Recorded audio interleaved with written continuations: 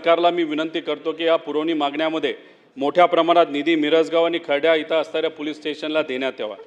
अध्यक्ष महोदय, महाविकास आघाडीच्या काळामध्ये मोठ्या प्रमाणात निधी या कर्जत जामखेडला मिळत होता। कदाचित त्यावेळेस काही लोक आमच्या जवळ होती, निधी अजितदादा मोठ्या प्रमाणात तिथं देत होते, पण दुर्दैव असं नंतरच्या काळामध्ये अपने झाले पराये, नाही तर कदाचित असं म्हणता येईल अपनों को किया पराया। आणि त्याच्यामध्ये माझ्या मतदारसंघामध्ये दुर्दैव असं की निधी येणं कमी झालेलं आहे।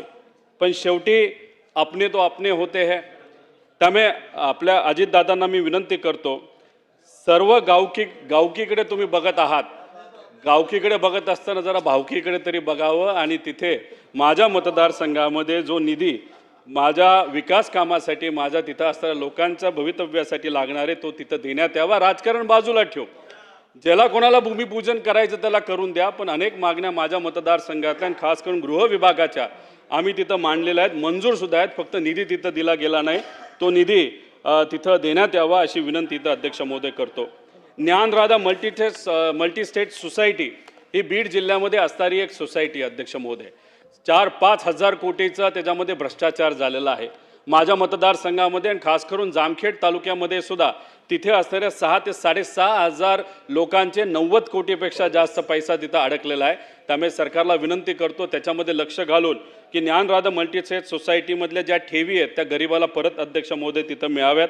त्याच्याचबरोबर डीजी होम लोनसाठी 5,500 जे पोलीस कर्मचारी आहेत 2023 पासून वाढ बघत आहेत की सरकार त्या बाबतीत कधी निर्णय घेत आहे। त्यामुळे या अधिवेशन संपण्यापूर्वी आमच्या डीजी होमचा लोनचा जो प्रश्न आहे तो लवकरात लवकर अध्यक्ष महोदय तिथं सोडवावा।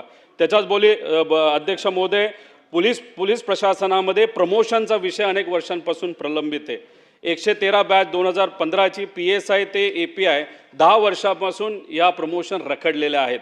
त्यामुळे मी विनंती करतो की लवकरात लवकर प्रमोशनचा जो रखडलेला प्रश्न या महाराष्ट्राचा तो त्याच्यामध्ये सुटावा आणि 1200 ते 1500 कर्मचारी जे प्रशिक्षित वेटिंग लिस्टमध्ये आहेत त्यांचा तो प्रश्न त्या ठिकाणी अध्यक्ष महोदय सुटेल।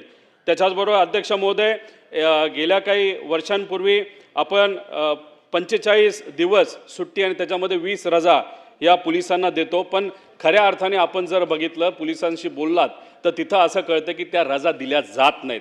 त्यामुळे त्या लागू कशा होतील यासाठी सरकारने तिथं लक्ष देण्याची जरूरत आहे। बदलीच्या बाबतीत सुद्धा अध्यक्ष महोदय असं होतं की एक जिल्हा त्यांना सोडतो पण दुसरा जिल्हा त्यांना घेत नाही, आणि ह्या गोष्टी वेळेवर न होण्यामुळे बदल्यांमध्ये सुद्धा 2-2, 3-3 महिन्याचा वेळ त्याच्यामध्ये जातो। त्यामध्ये एक साफसूत्रता येण्यासाठी आपल्याला काय धोरण आणता येईल यासाठी सरकारने अध्यक्ष महोदय लक्ष देण्याची जरूरत